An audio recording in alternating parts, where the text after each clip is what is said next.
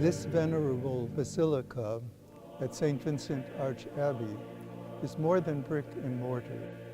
It is the very heart of the monastic community here and also of the parish that worships here. The foundation for it was laid in 1892, and it took 14 years for the monks to complete the construction of this building. At the time of the dedication of the church in 1905, there were 6 side altars in the church, 3 on either side of the choir. All the altars at that point were without statues, but in 1930, 25 years later, the Archabbey decided to commission an Austrian artist named Ferdinand Seebeck to sculpt 4 statues for 4 of the altars.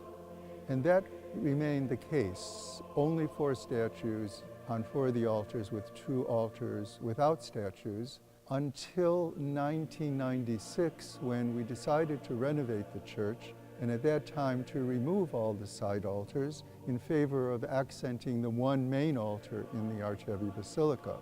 So we decided then to retain the statues in their original place, but put them on pillars, but that still left us with 2 empty bays without statues.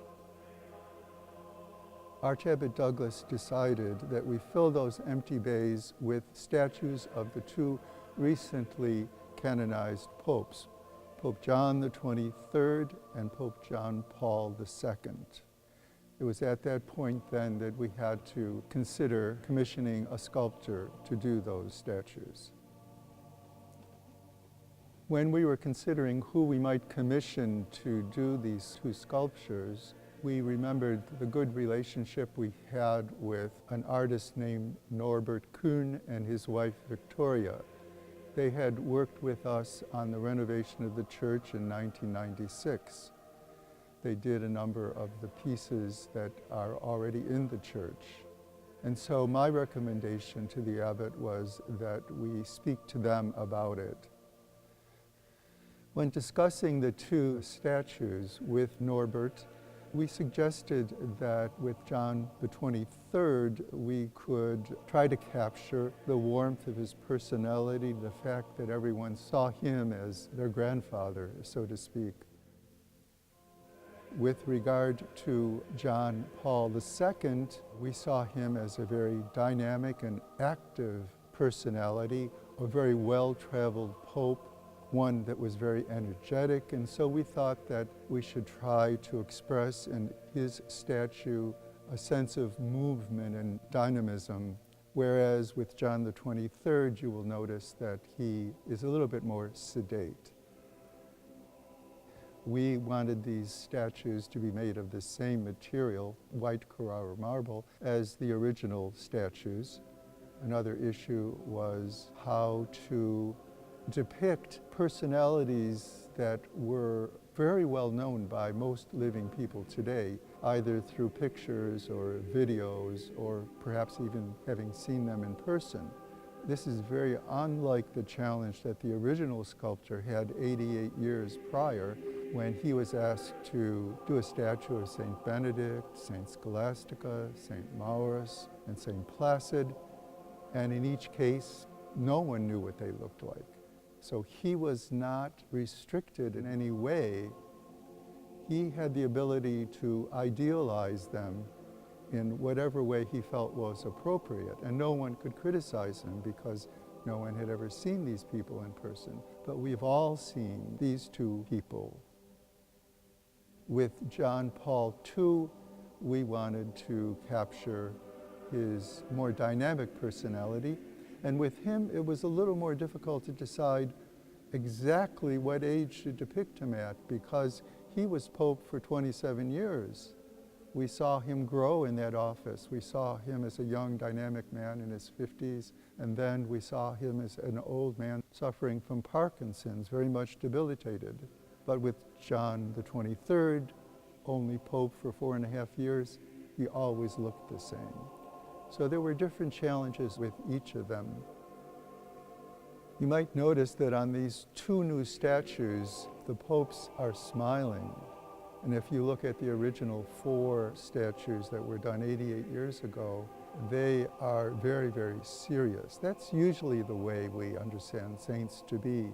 But in the case of these 2 popes, we've seen pictures of them. We've seen them smiling all the time. Smiling was their thing. And so we felt it appropriate to also express that in their faces. When carving marble, you have to be very patient because unlike most of what happens in our life today, it doesn't happen instantaneously. It happens over a period of time. And in fact, you might be interested to know that there were at least 700 hours of carving invested in each of these statues. Marble is a very hard substance, and so there is a physical challenge in just carving it. But today, contemporary sculptor does have the advantage of power tools that he can use in some instances, but he still needs to carve by hand, especially in the most delicate areas. Another challenge that the artist had was that he followed the same style of carving as was used in the original statues by that sculptor 88 years ago. He gave him the instruction that they needed to be identical in style to the existing statues and also identical in height. Each of the statues is 5 feet tall. In addition to that, with those original 4 statues, each of them was holding some symbol of their office, such as a crozier for Saint Benedict, a palm branch for Saint Placid, a cross for Saint Maurus. So in the case of John the 23rd, we suggested that he hold a book, and that the book could by the viewer be seen either as simply the scriptures or perhaps a compendium of the documents of the Second Vatican Council, which was what he was best known for. In the case of John Paul II, we chose to use the crozier that was unique to him and which was seen in almost every picture and which he used very dramatically when he walked. Each of these symbols on all 4 statues was gold-leafed, and so with these symbols in these 2 statues, they were gold-leafed as well. In the 2 bays that were empty after the 1996 renovation, we just had a plain floor. But the floor area around the 4 original statues was highly decorated with marble mosaics.